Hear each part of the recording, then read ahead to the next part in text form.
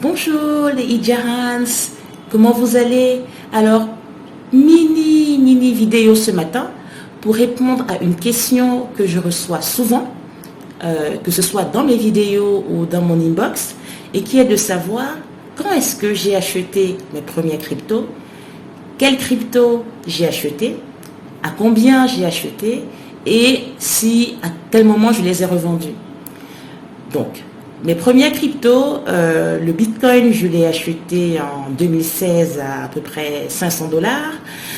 Ethereum, à cette époque-là, était entre 4 dollars et 8 dollars. Je ne sais plus à quel moment exact se situe ce premier achat.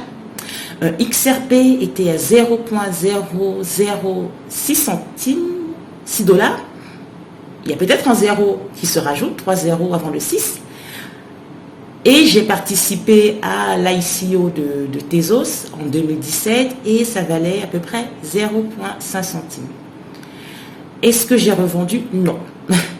En fait, quand j'achète par exemple mon premier Bitcoin, je me dis que cette technologie, elle va pouvoir porter cette crypto à une valeur de 1 million de dollars. Je ne sais pas quand. Peut-être 2025, peut-être 2030, peut-être je ne serai même plus de ce monde. Mais comme je considère mon Bitcoin comme un terrain numérique que je peux finalement léguer à mes enfants en héritage, ça ne me stresse aucunement.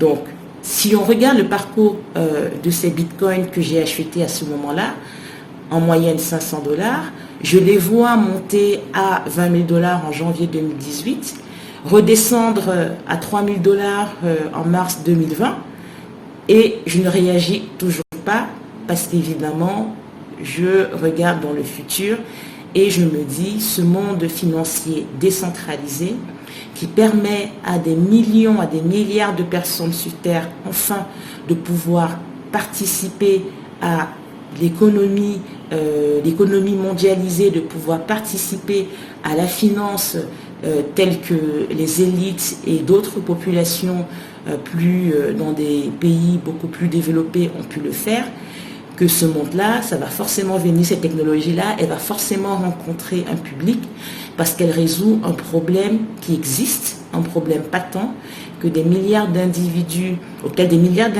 font face.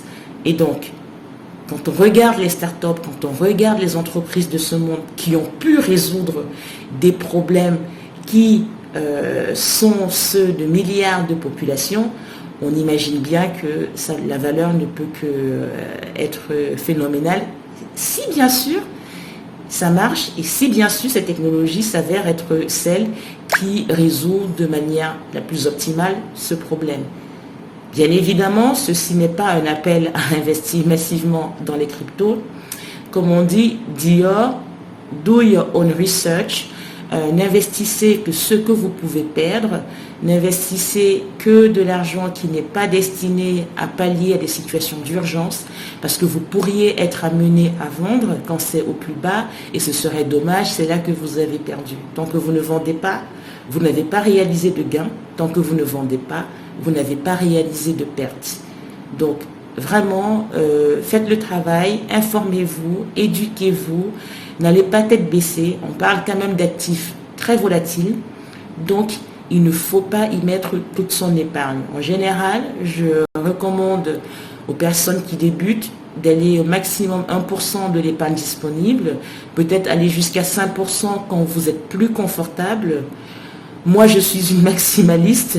Je pense que j'ai au moins 50%, voire plus, de mon épargne en crypto. Mais bon, c'est moi. Ça fait longtemps que je suis dans l'écosystème. J'y ai à peu près tout fait, que ce soit du programming, que ce soit du mining, que ce soit de l'investissement en très early stage ou plus tard. Donc, je ne suis pas représentative du tout. Mais quand j'ai commencé, je me suis appliqué les mêmes principes que je vous recommande là. Ciao!